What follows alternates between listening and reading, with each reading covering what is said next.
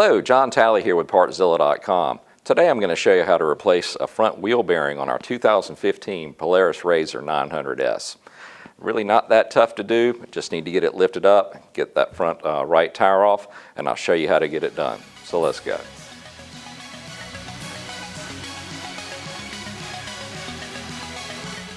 Alright guys, this is going to be skill level 2. As far as the tools you're going to need, well, it's a little bit more than we usually have to deal with here, so let's go through it. On the socket side, you need a 15 and 18, a 27, and then this 19 millimeter deep well. As usual, a decent 3/8 ratchet, 15 millimeter wrench, punch tool, a couple of different hammers. Make sure one of them is a dead blow. On the torque wrench side, you need one that at least goes to 180 foot-pounds. It's going to be very important there. A breaker bar so you're not damaging your torque wrenches, especially when you're taking off those wheel lug nuts. On the plier side, a set of side cutters, regular needle nose. Most importantly, this little guy, one for to remove the circlip. All right, here's where you're going to have to get creative. You're going to need to borrow or go buy a bearing driver set because there's a couple of different diameters that you need to deal with. Beyond that, you're going to need to pick up a cup of some type that you can actually drive the bearing into. All right, as far as the parts go, if you would reference our exploded parts diagrams, that'll give you a very clear picture how all of this is going to come apart and more importantly, how it's going to go all back together. So once you've got all your tools and your parts together and those parts diagrams maybe printed out so you can reference them, we can go over to the machine and I can show you how to get it done. Alright guys, let's start off by getting this cotter pin out of the way. And before we start taking all this other apart, get the caliper and everything else out of the way, we want to use the braking system to hold this still so we can take off this castle nut. So I'm going to have somebody hop up inside, hold the brakes, that way I can break it loose because there's a lot of torque on it. All right, next let's go ahead and pull the bracket and lift the entire caliper assembly off. So that's going to be a 15 millimeter. And once we get this caliper assembly off, I'm going to get a zip tie and just hold it up here because I don't want it dangling by the brake line.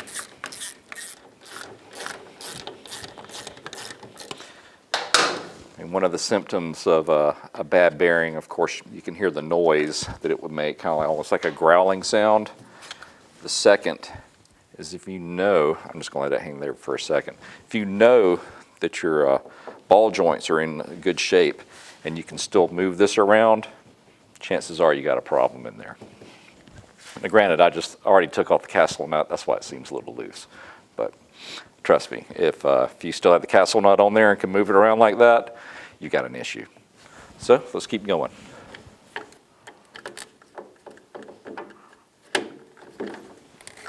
All right, next, let's go and get that steering arm off of there. And that's held on by an 18 millimeter. What we're going to do is bring it down toward the edge of the thread, and then I'm going to get a soft blow hammer, go ahead and pop it up to release it out of that joint. Oh, no, I won't have to. It's already released, making it easy for me today. Actually, I popped it a little too soon. It's actually spinning inside the boot.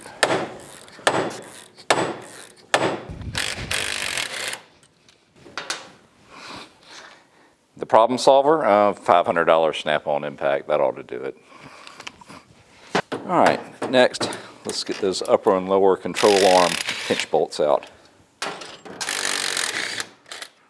All right, upper, get the lower out. And she should pull right out. Now let's see if she'll separate from the hub. Yeah. All right, now let's head over to that other bench, get this cleaned up a little bit, and then we'll pull out the circlip and press it out. The exciting part of power sports maintenance and repair. All right, it's reasonably clean. We'll do a little bit more cleaning in a minute. And what we're after is just to get this big circlip out of the way. Now when you're doing this, you're going to want to get a new circlip to go in place. And hopefully you have a pair of these nearby. So all we're going to be doing is putting this down in there and then pulling it in and then lifting it out. That's all we got to do. When they've been in there for a long time and they're kind of encrusted in place, they may need to be jarred loose a little bit. What I'm going to do is use a hammer and just a punch tool, and I'm going to first knock it this direction and then go back and knock it the other direction. That should free it up all the way around. Now let's see if she'll come up out of there.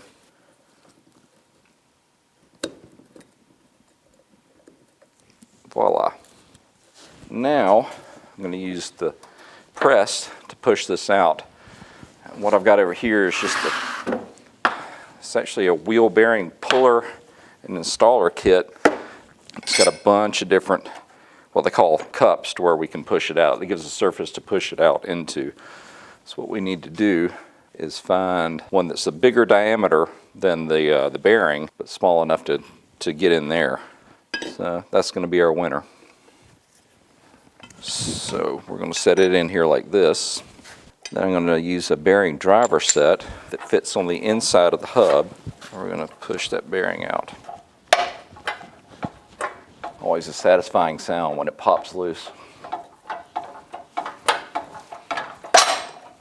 Now that our hub is completely free, let's go ahead and get some contact cleaner and get all the surface cleaned up, because I want it to go back in smoothly.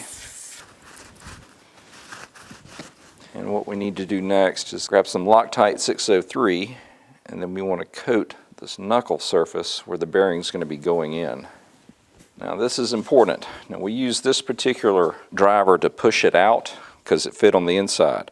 Well, we don't want to use the same one to push it back in. We want to use one that's a little bit bigger and goes to the outside edge, because what we don't want to do is press on the inner race. We want to push on the outside. Very important, otherwise you're going to damage the actual roller bearings inside there.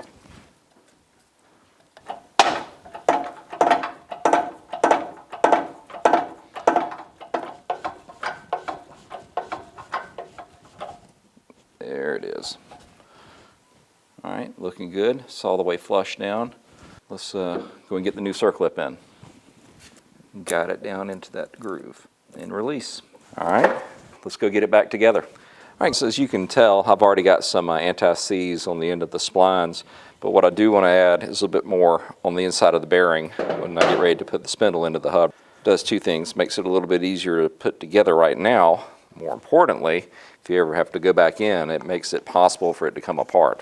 Because if all this gets run in the mud and water and rust, it will be tough to pull back apart. I'll leave it at that.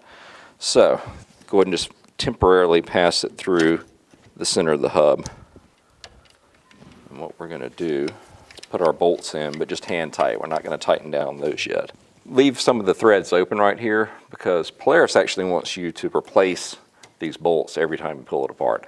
I think that's a little excessive. All they're doing is shipping you bolts that already have the Loctite applied to them. Well, we're just going to add some new Loctite on it and torque them back down.